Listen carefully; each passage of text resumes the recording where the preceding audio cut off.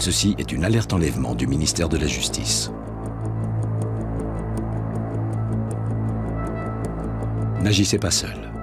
Si et seulement si vous disposez d'informations permettant de le retrouver, composez le numéro de téléphone qui s'affiche sur votre écran. Votre mobilisation est essentielle.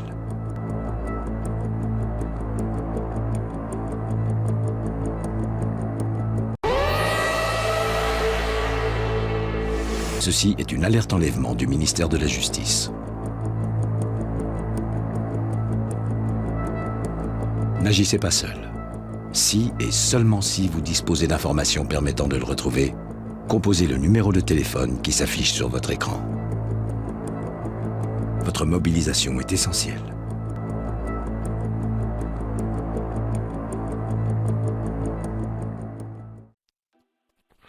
Alors que l'alerte est donnée, les premiers signalements arrivent, et des témoins sont formels. Ils ont été vus embarqués sur un bateau entre Port-Cros et le Lavandou. Sans plus attendre, les autorités prennent la décision de suivre cette piste, et une équipe de recherche est dépêchée en urgence sur les lieux pour commencer les investigations et essayer de les retrouver.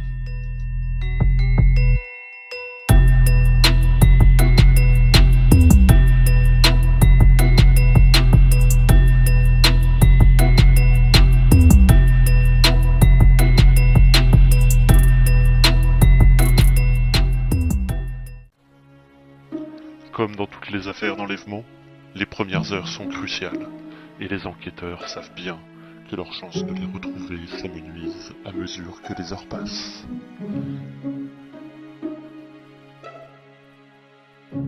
Ils décident donc de commencer les recherches sous-marines dès le lundi matin.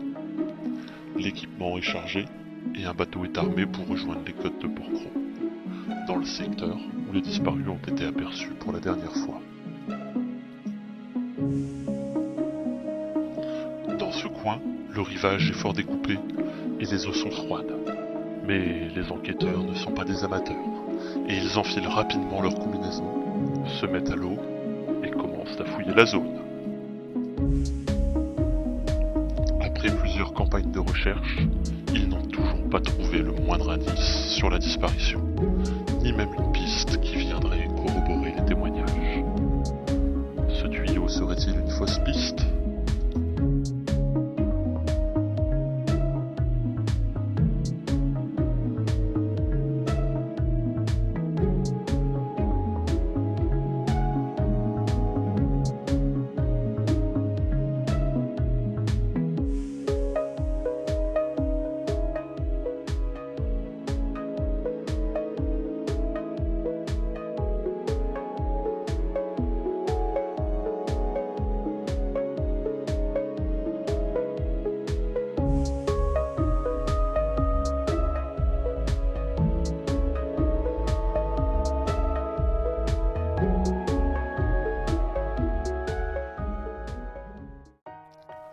Pendant ce temps, un enquêteur resté à Paris pour suivre une autre piste se retrouve face à un terrible événement.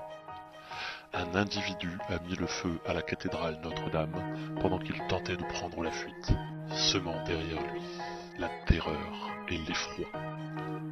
Dans une course frénétique, le commandant Bailly poursuit l'individu sur les toits, mais se prend les pieds dans une gargouille. Il tombe, et dans sa chute se fracture la cheville. Les pompiers, quant à eux, tentent tout leur possible pour éteindre le feu, mais sans succès, celui-ci ayant déjà pris trop d'ampleur. Et puis, 1 heure plus tard, la flèche de la cathédrale s'écroule, l'agent de terrain ayant eu juste le temps de s'extirper et d'envoyer un message à ses collègues restés dans le sud. Allô, ici l'agent 1664. J'ai un code 4 à signaler pour l'équipe Whisky Charlie. Quand vous aurez retrouvé les cibles, méfiez-vous, elles sont maléfiques.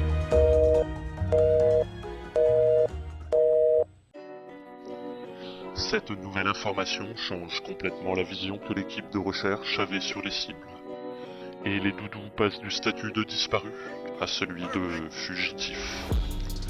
Les recherches sur le terrain sont stoppées, et l'équipe se réunit pour faire le point et réexaminer les événements des derniers jours à la lumière de cette nouvelle révélation. Tout ce qui semblait jusque-là être le fruit du hasard prenait maintenant une toute autre tournure, et les incidents rencontrés par les enquêteurs durant les derniers jours deviennent désormais des éléments à charge.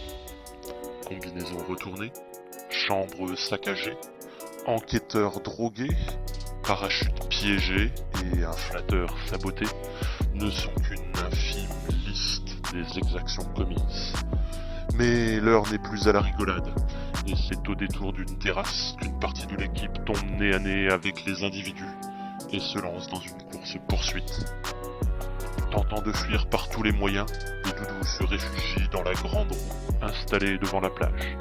Mais les enquêteurs, forts de nombreuses années d'expérience, ne sont pas dupes et les arrêtent au pied de l'attraction. C'est ainsi que la cavale prend fin, stoppant net une semaine de terreur.